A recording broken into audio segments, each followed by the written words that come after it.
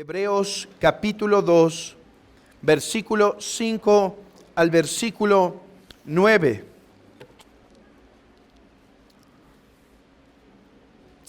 Dice así la palabra de Dios: porque no sujetó a los ángeles el mundo venidero, acerca del cual estamos hablando. Pero alguien testificó en cierto lugar, diciendo: ¿qué es el hombre para que te acuerdes de él? ¿O el hijo del hombre para que le visites? Le hiciste un poco menor que los ángeles, le coronaste de gloria y de honra, y le pusiste sobre las obras de tus manos. Todo lo sujetaste bajo sus pies, porque en cuanto le sujetó todas las cosas, nada dejó que no sea sujeto a él. Pero todavía no vemos que todas las cosas le sean sujetas. Pero vemos a aquel que fue hecho un poco menor que los ángeles, a Jesús, coronado de gloria y de honra, a causa del padecimiento de la muerte, para que por la gracia de Dios gustase la muerte por todos. Podemos sentarnos.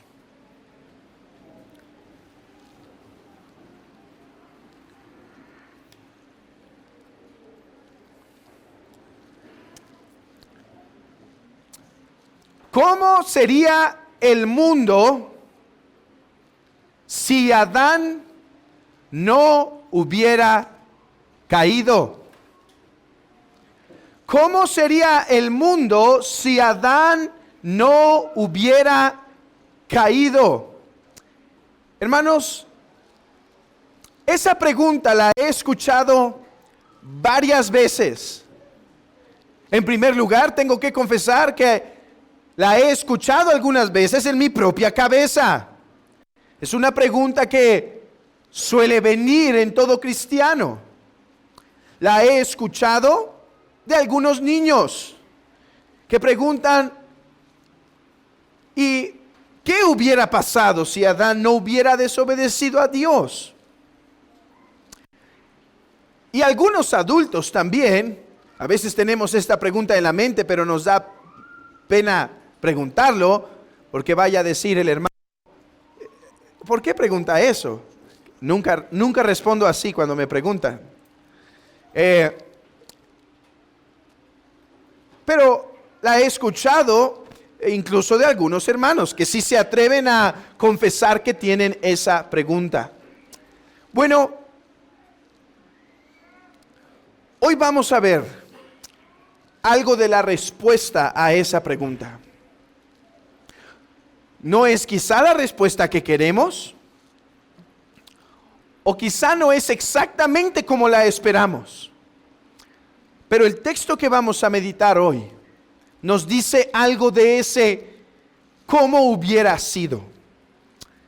Y es que el autor de Hebreos pasa, después de dar una exhortación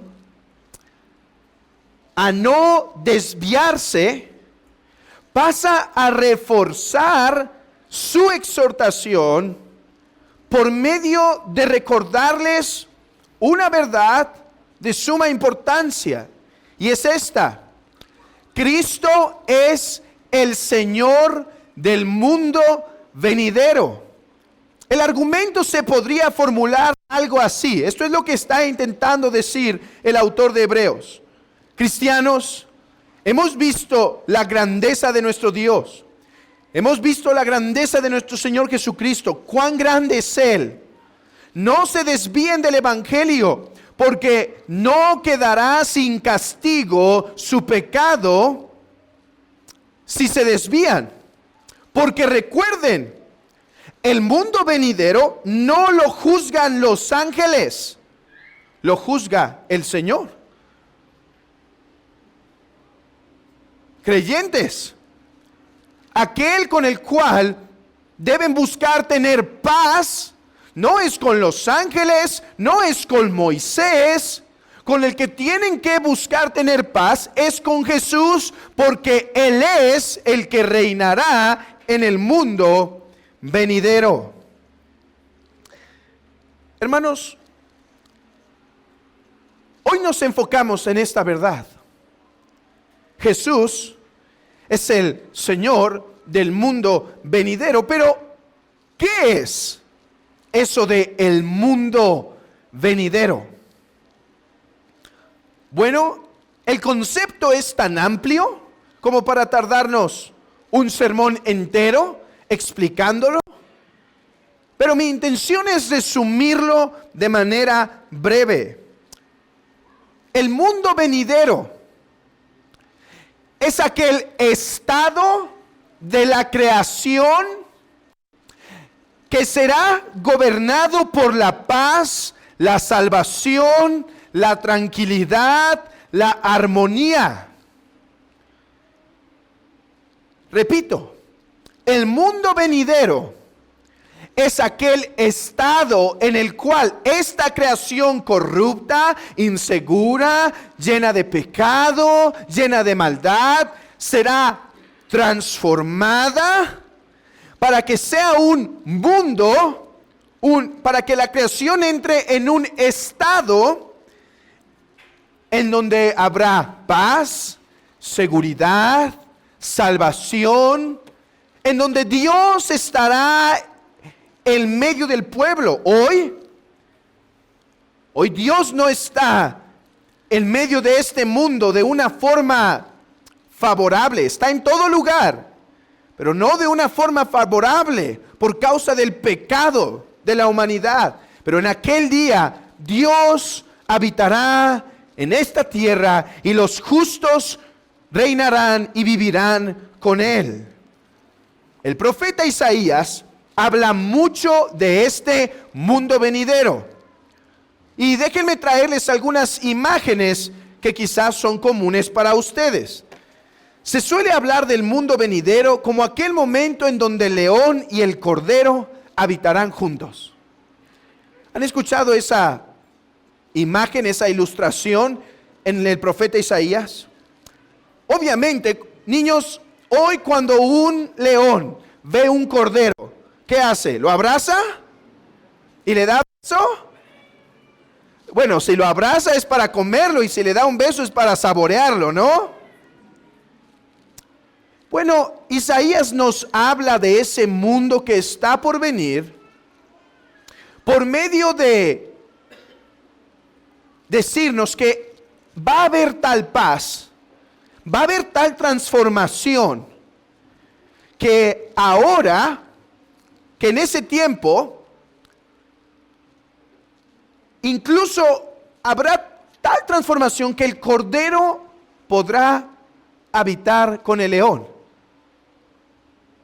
O sea, va a haber paz, va a haber tranquilidad, va a haber salvación, como debía haber sido el mundo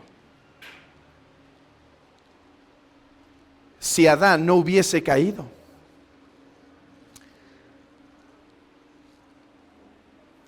Y mejor, pero explicaré esto más adelante. El punto del autor es ese mundo venidero que está por venir.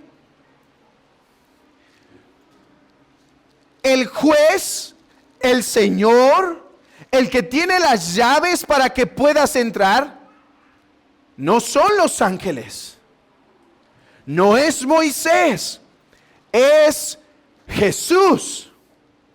Jesús es el Señor de ese mundo venidero.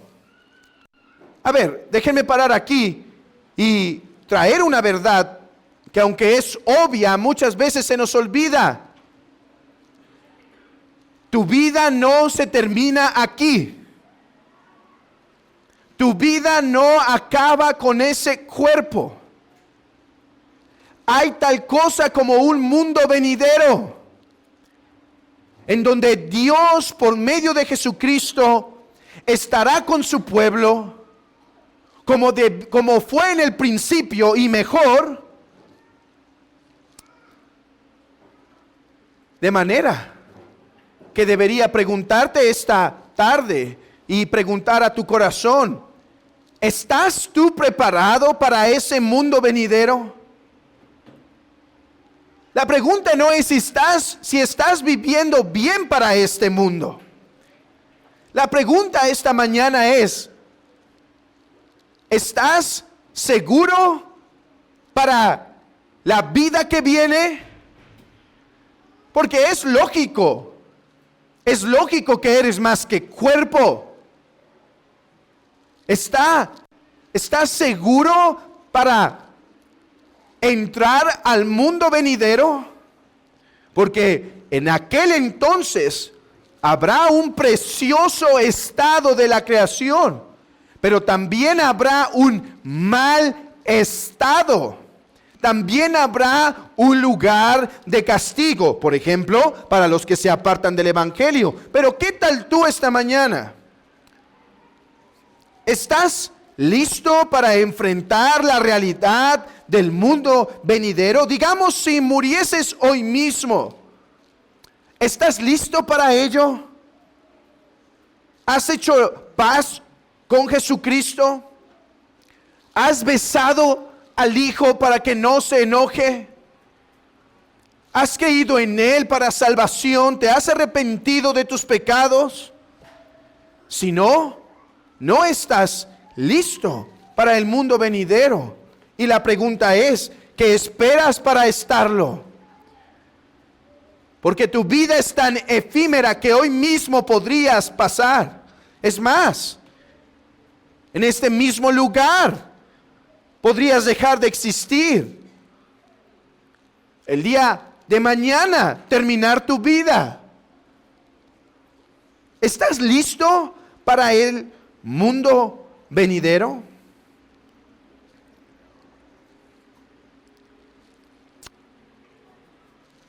Ahora,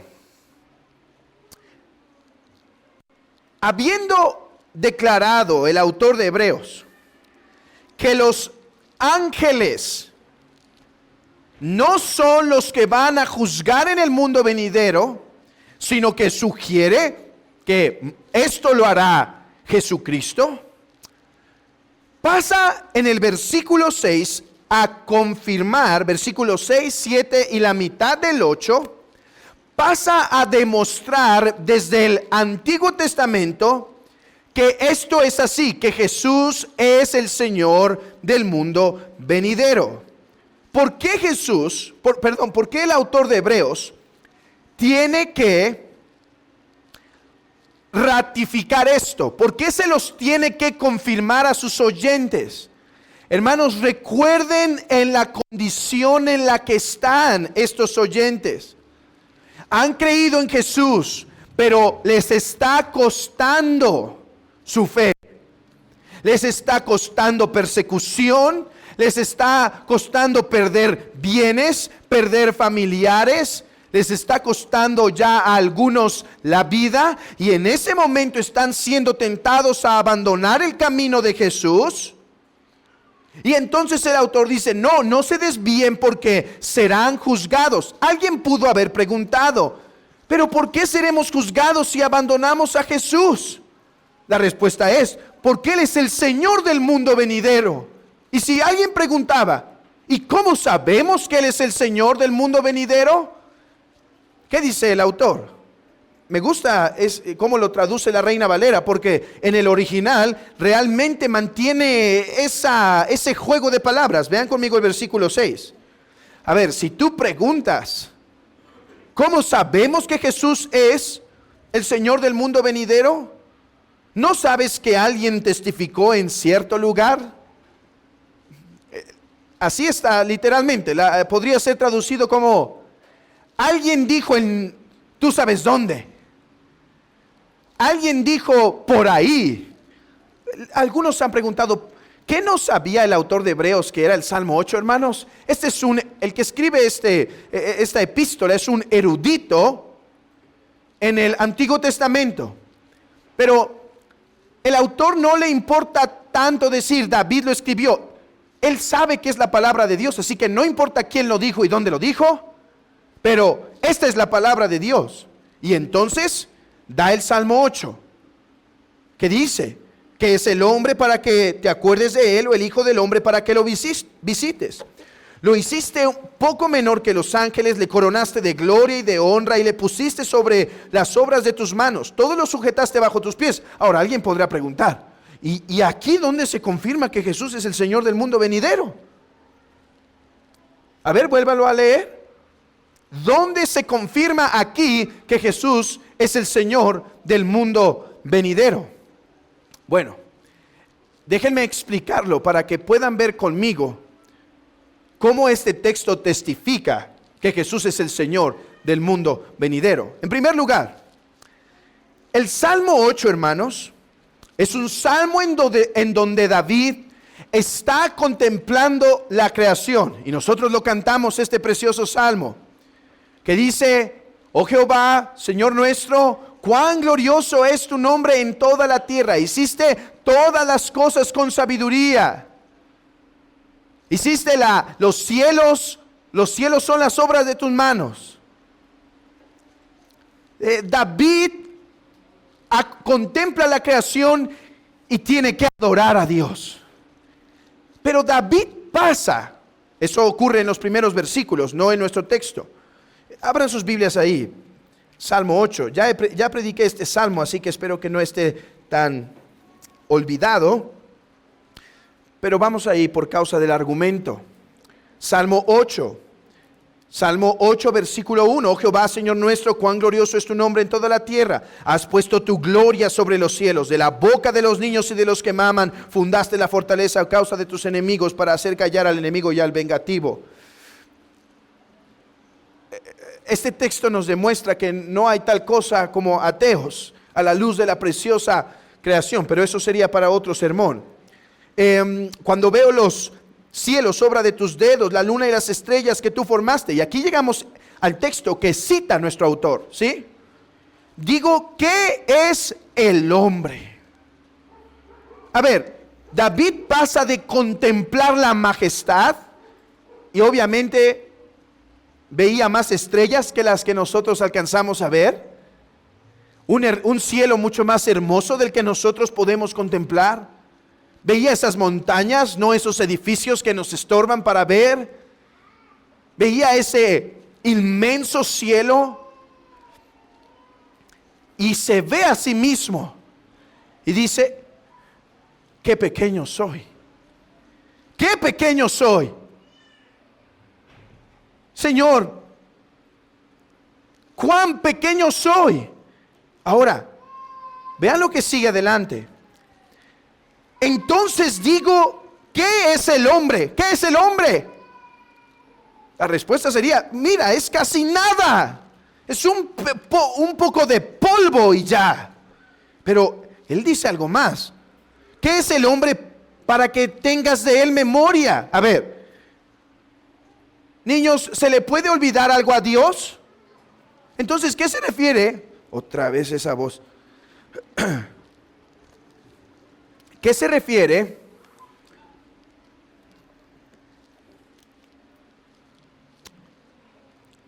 cuando dice que es el hombre para que tengas de él memoria? No es que se le olvidó, esto es una forma metafórica, poética de hablar, de decir, ¿por qué has sido favorable con el hombre? ¿Por qué has sido favorable? Continuemos leyendo. ¿Qué es el Hijo del Hombre? ¿Qué es el hombre para que tengas en memoria? Y el Hijo del Hombre para que lo visites. O sea, nuevamente, para que seas favorable con él. Así es la oración que hace esa piadosa mujer en Lucas. Nos has visitado, Dios. ¿Quién es esta tu sierva para que la visites? O sea, ¿por qué eres bueno conmigo? Sigamos meditando, versículo 5. Le has hecho un poco menor que los ángeles y le coronaste de gloria y honra. ¿Lo hiciste menor que los ángeles? Y lo coronaste de gloria, le diste honores, le diste honra. Le hiciste señorear sobre la obra de tus manos, o sea, toda la creación. Regresemos a Hebreos. Ese es el texto que está citando en Hebreos capítulo 2. La pregunta es, ¿por qué este texto confirma que Jesús es el Señor del mundo venidero? Tenemos que entender algo. David está diciendo, Señor, mira el cielo. Yo me pregunto, ¿por qué has sido tan favorable con el hombre? Mira, incluso el hombre es menor que los ángeles en poder, en gloria. Pero diste al hombre la obra de tus manos para que señoree sobre ellos. ¿Pueden ver lo que está diciendo el Salmo? Señor, ¿qué somos nosotros los hombres comparados con tu gran creación? Incluso somos menores que los ángeles, pero le diste al hombre la autoridad para gobernar el mundo. Vean el versículo 7 conmigo. Bueno, desde arriba, ¿qué es el hombre para que te acuerdes de él? O el hijo del hombre para que le visites, lo que leímos. Le hiciste un poco menor que los ángeles, le coronaste de gloria y de honra y le pusiste sobre las obras de tus manos. Todo lo sujetaste bajo sus pies. Entendamos algo. David, al escribir el Salmo 8, está meditando en Adán. David no está meditando en sí mismo. David está reflexionando en cómo estuvo Adán. O sea, cómo hubiera sido el mundo si Adán no hubiese caído. Hermanos, Dios formó a Adán, lo puso en el jardín para que lo cuidara, no solo como agricultor, sino que ese precioso jardín lo cuidara de los enemigos, la serpiente, para que Adán fuera protector de ese templo de Dios que Dios puso en el principio. Y el propósito era que la tierra creciera, ese jardín creciera, para que todo estuviera sujeto a Adán y a Dios. Adán como su representante, a Dios como el Señor final, al trino Dios. Pero Adán cayó. Así hubiera sido un mundo donde no habría pecado, un mundo donde no habría maldad, en donde Adán representaría a Dios y gobernaría sobre esta tierra expulsando a sus enemigos. Pero Adán cayó, Adán falló. ¿Cómo hubiera sido? Bueno, como decía mi mamá, el hubiera no existe. Y no creo que solo mi mamá, sino toda mamá mexicana. Es que el hubiera no existe. No fue así. Ahora, y aquí es donde ya llegamos a la respuesta por fin. Me estás diciendo que el Salmo dice que Adán no es el Señor de la tierra, ¿sí? Eso es lo que dice David. Porque aunque era el propósito que Dios le dio, Adán falló. Ahora, me estás diciendo que los ángeles tampoco son, porque Dios nunca quiso dar a los ángeles el gobierno del mundo. Sí. ¿Y dónde dice que sí es Jesús? Leamos versículo 8 y 9. Porque en cuanto le sujetó todas las cosas, nada dejó que no sea sujeto. Pero todavía no vemos que todas las cosas sean sujetas, pero vemos a aquel que fue hecho un poco menor que los ángeles, a Jesús, coronado de gloria y de honra, a causa de los padecimientos de su muerte, para que por la gracia gustase la muerte por todos. El autor de Hebreos está interpretando el Salmo 8 como un salmo que no solo está hablando de Adán, sino que un salmo que estaba anticipando la obra de Jesús. Es lo que dice el texto. Pero vemos a Jesús coronado de gloria y honra, lo que se prometió en el Salmo, ¿no es cierto? Es lo que se prometía en el Salmo. Lo hiciste gobernar sobre todas las cosas de la tierra, lo coronaste de gloria y de honra, dice el autor. Vemos a Jesús coronado de gloria y de honra. Ahora, hermanos, entender el Salmo 8 a la luz de Cristo es lo que nos hace afirmar que Jesús es el Señor del mundo venidero. Primero, vean conmigo, dice, lo hiciste un poco menor que los ángeles. Si tú preguntas, ¿quién es ese que fue hecho un poco menor que los ángeles, pero ahora está coronado de gloria y de honra? ¿Quién? ¿Quién fue el que fue hecho menor que los ángeles? Jesús. Ahora, ¿en qué sentido es menor que los ángeles? Esto es una pregunta teológica importante que ayer discutíamos en nuestro devocional familiar. A veces podemos pensar que Jesús era menor que los ángeles por el hecho de que ahora tenía cuerpo.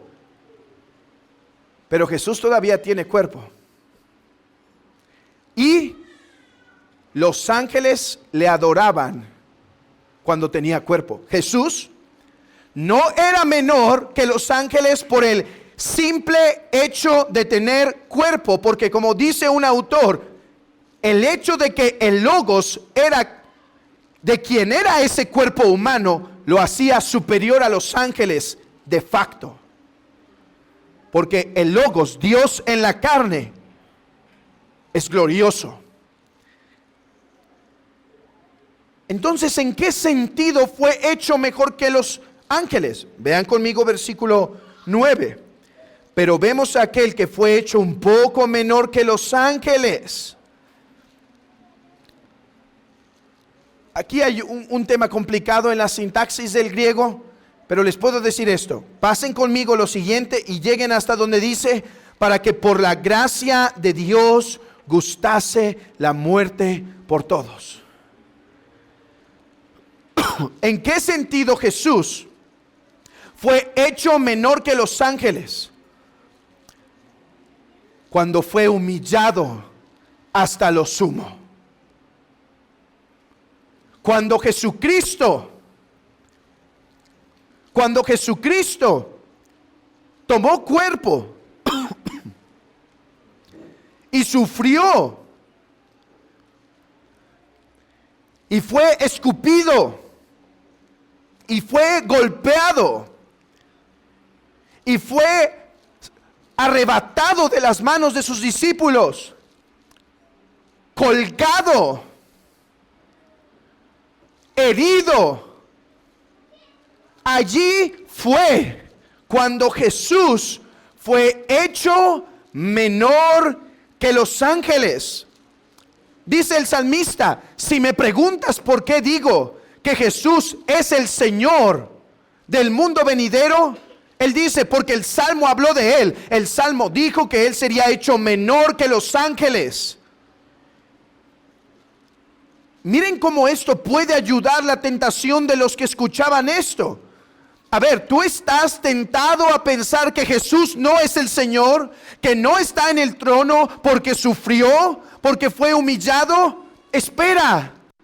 Se profetizó en tu propia escritura que Jesús tendría que ser humillado hasta lo sumo. ¿Por qué te espanta que fue humillado? Si fue lo que tu escritura decía. ¿Por qué te espanta que digamos que el herido fue por nuestras rebeliones, molido por nuestros pecados?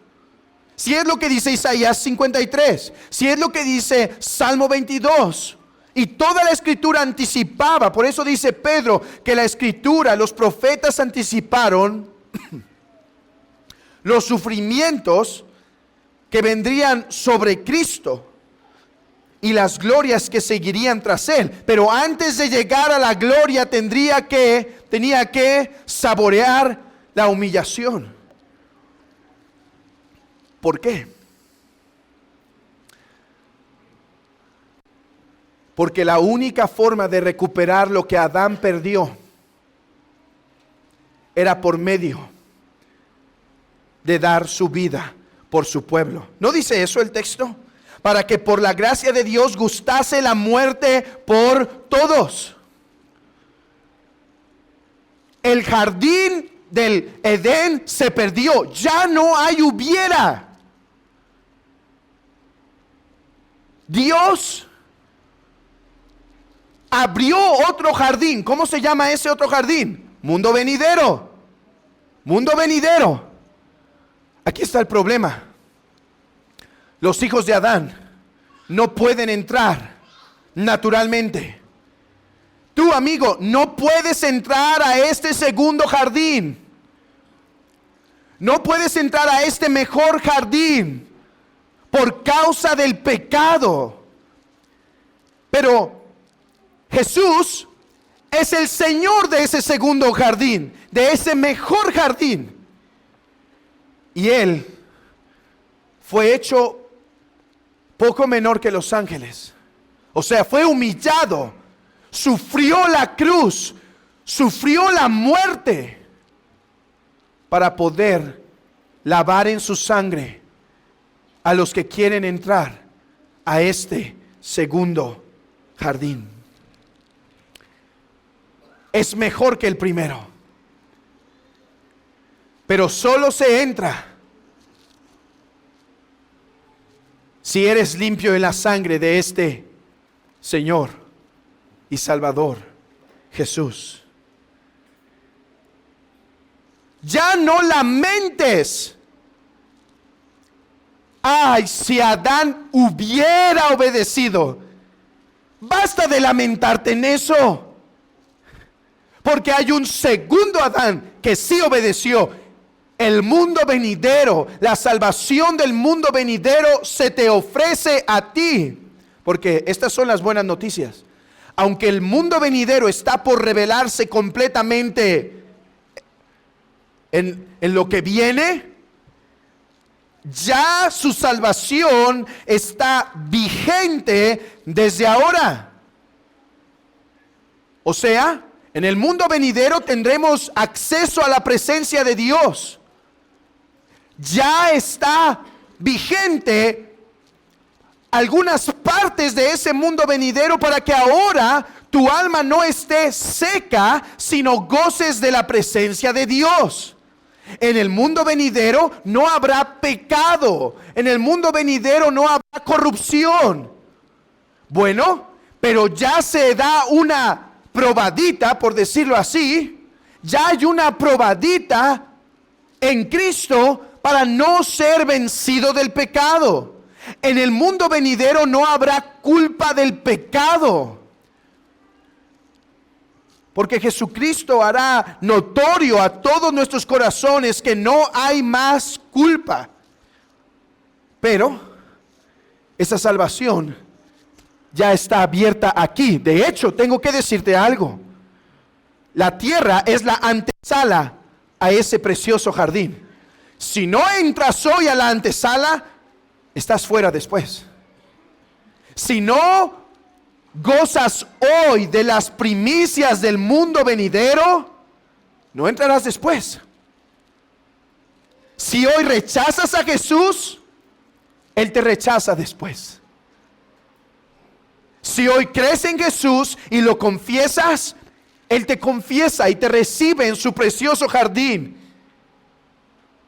Pero hoy, aquí es la antesala. ¿Cuántas veces he lamentado decir, es que yo si hubiese querido un mundo sin pecado? Dejemos de lamentarnos de lo que no pasó. Ahora gózate en lo que pasó. Jesús, el obediente Hijo de Dios, honró en todo al Padre y ahora ha sido hecho Señor y Cristo. Él es el Señor del mundo venidero. De hecho, tenía que pasar por la humillación para ser coronado.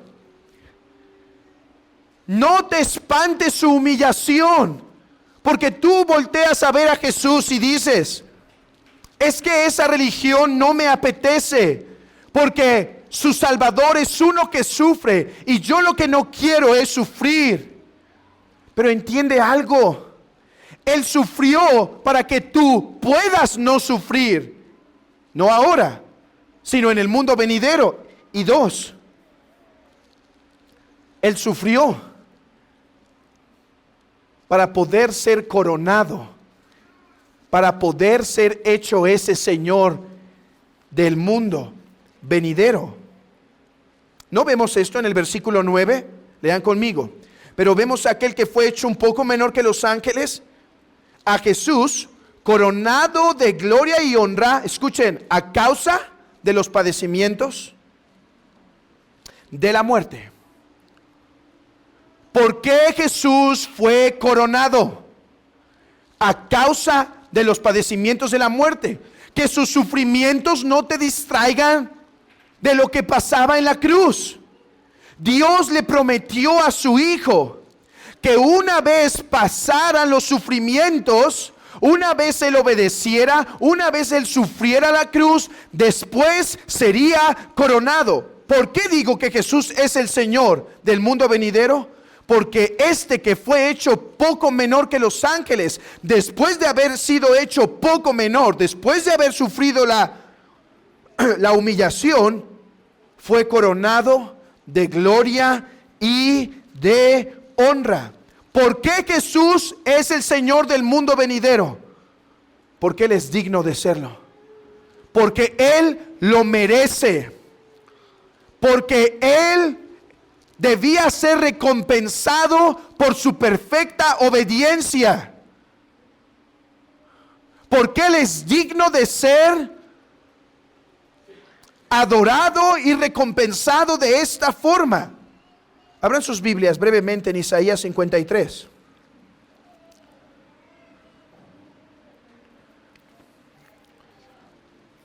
Isaías 53.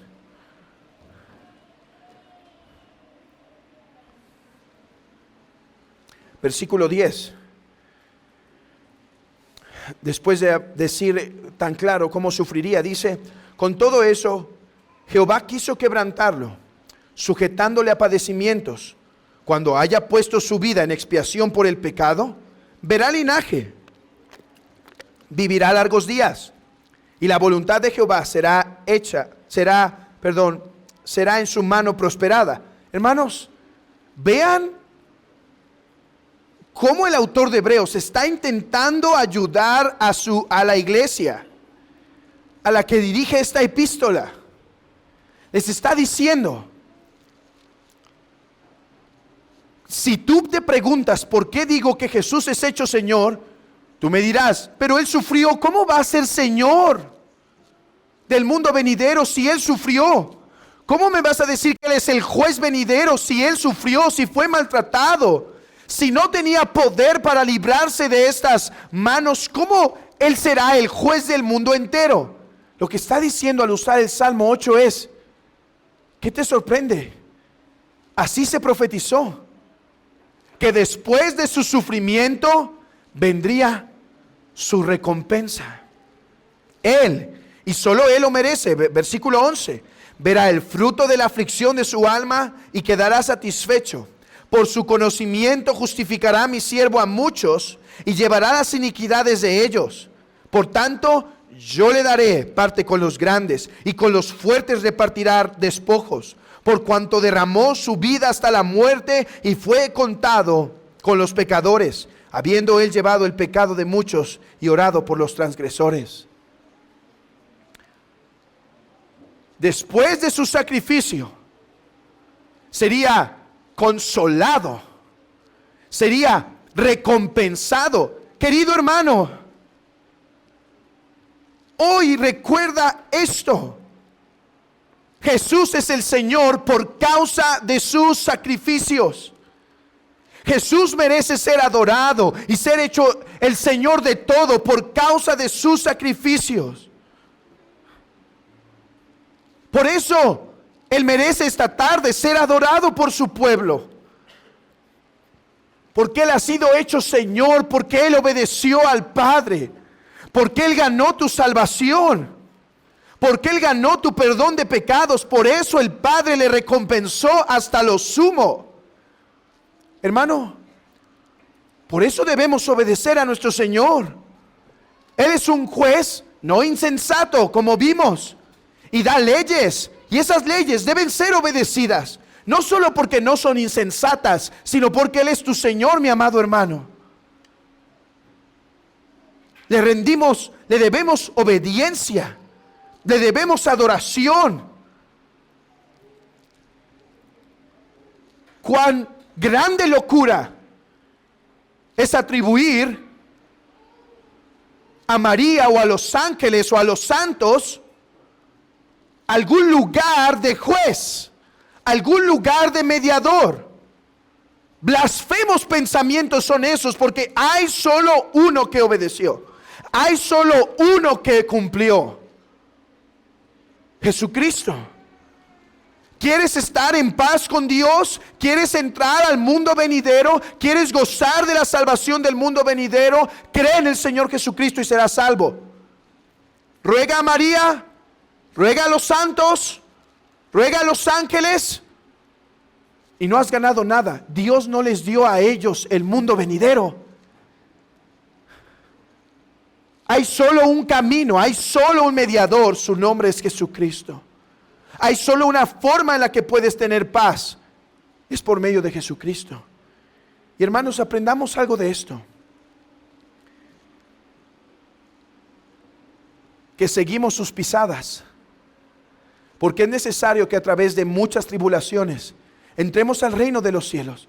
A veces tú dirás: pero en verdad estoy en la religión verdadera, si cuesta tanto, si es tan difícil, si incluso tendría que dar mi vida y morir. No, una religión, la verdadera, tendría gran prosperidad en este mundo y grandes ventajas y muchos beneficios. Si Él es el rey, ¿no debería ser yo al menos heredero de una parte? Hermanos, mientras el mundo venidero se termina de establecer, el mismo camino que siguió Jesús es el que nosotros seguimos, porque andamos por fe y no por ver. ¿Estás siendo tentado a abandonar el cristianismo porque cuesta? Es necesario que a través de muchas tribulaciones, amados hermanos, entremos al reino de los cielos. Y una cosa más, y con eso habremos concluido.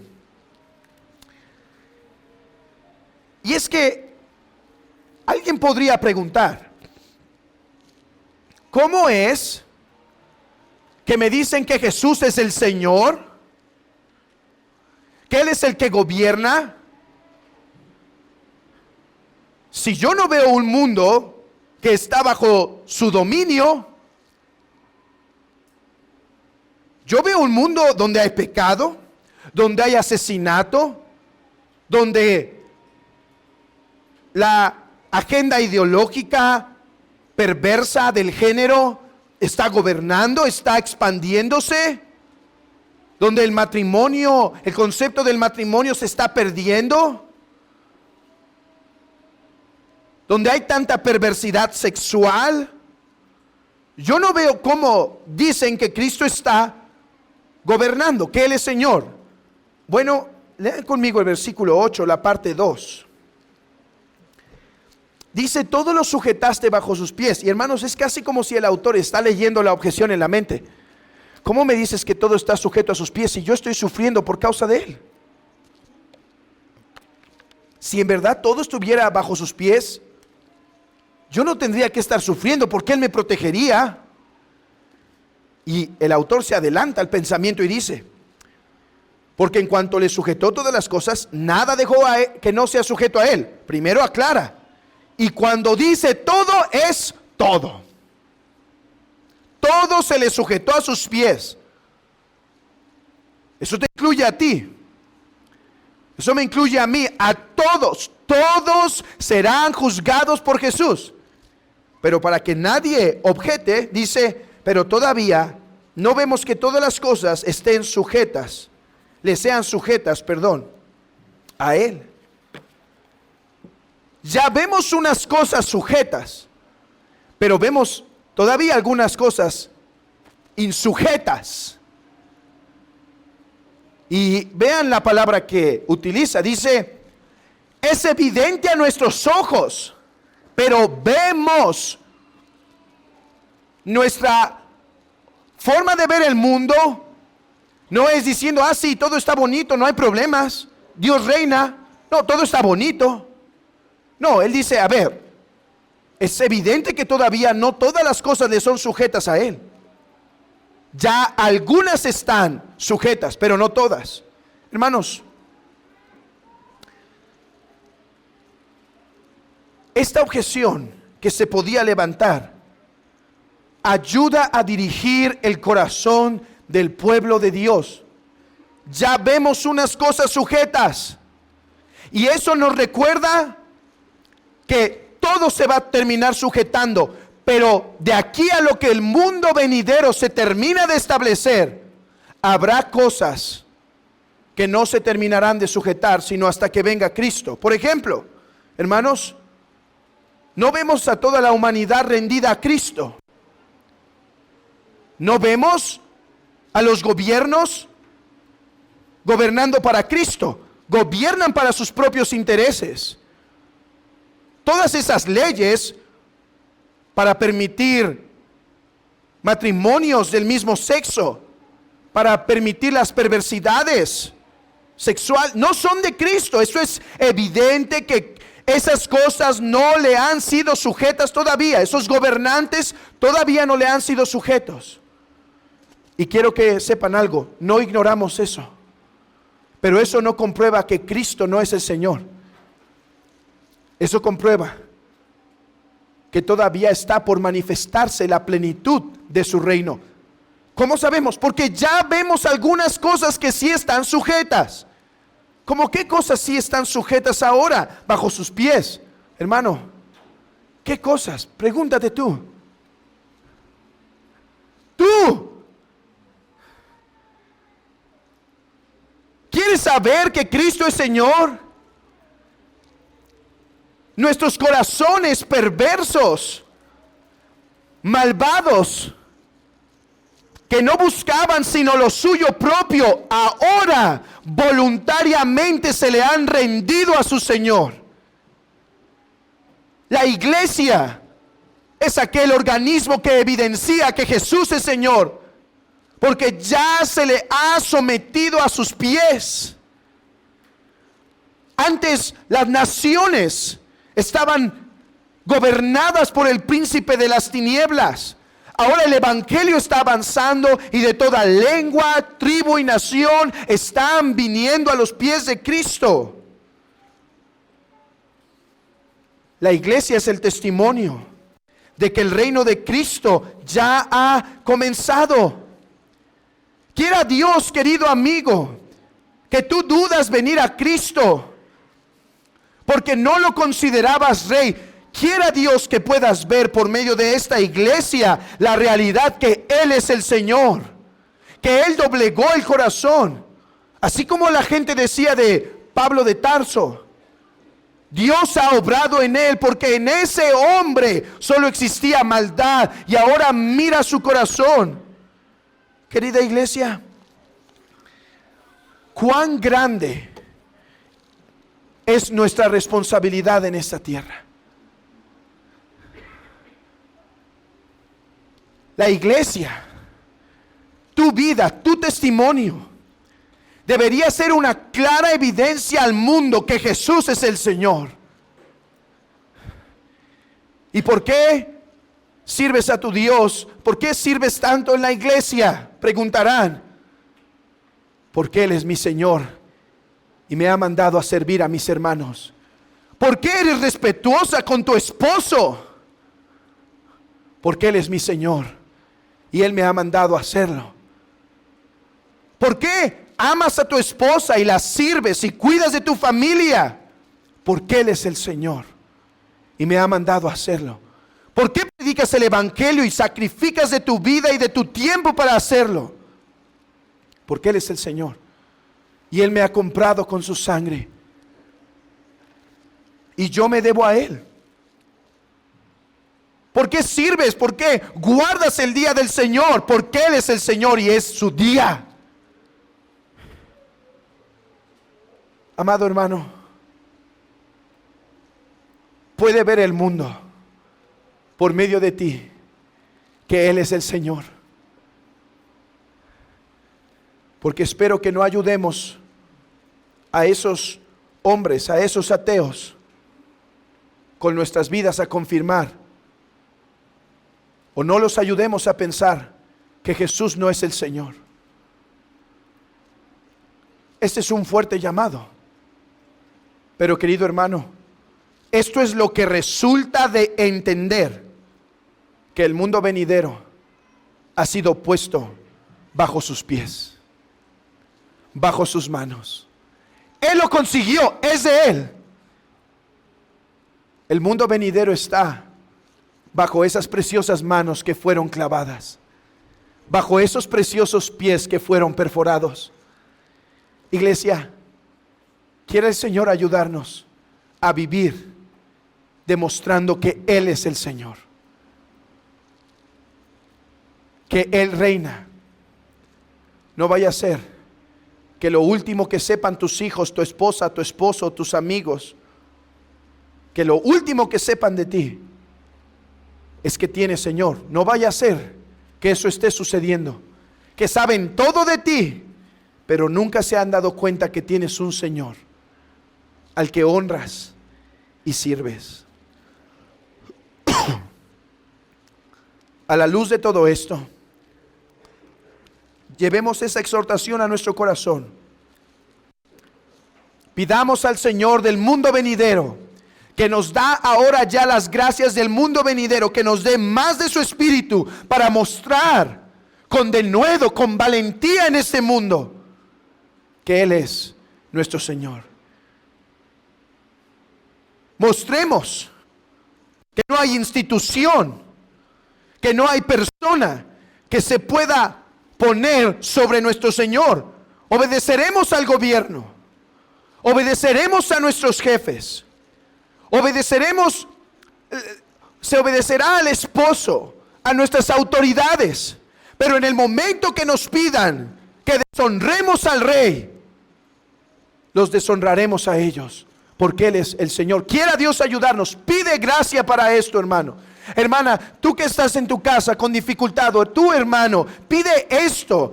Pídele al Rey, al Señor, déjame vivir mostrando que tú eres mi Señor. Dame gracia por tu Espíritu Santo. Dame fuerza para enfrentar el mundo. Dame valor para vivir en esta comunidad. Pero que sepan que tú eres mi Señor.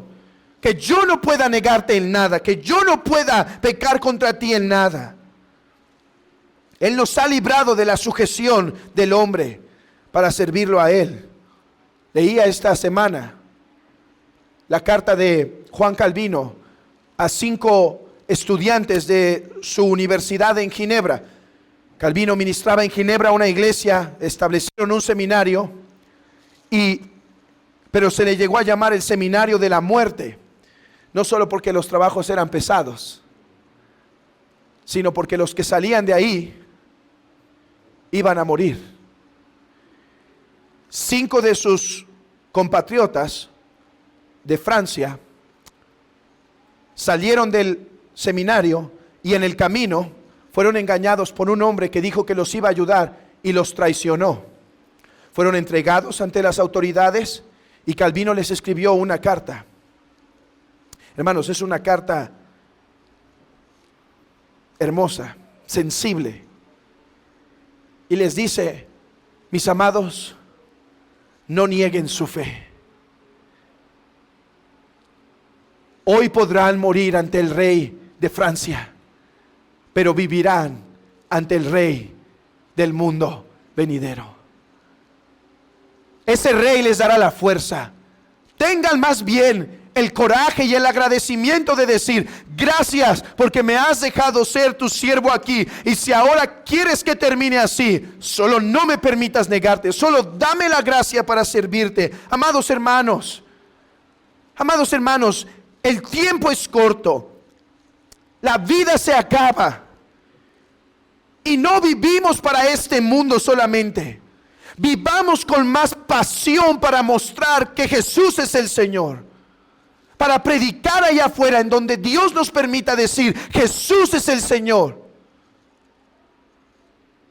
para tener fuerza y celo y trabajar en nuestras vidas para que más entren a este mundo venidero. Pidamos gracia, hermanos. ¿No nos llamamos a nosotros mismos soldados de Jesús? ¿No decimos que somos su pueblo que milita? ¿Por qué milita? Porque tenemos un Señor, amados hermanos. No nos enredemos en los negocios de la vida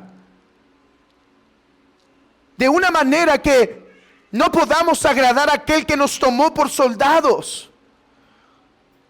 Hermanos, esto es una batalla. Hermano, no es tiempo sino de sacar las armas, ponerse bien en su trinchera y atacar.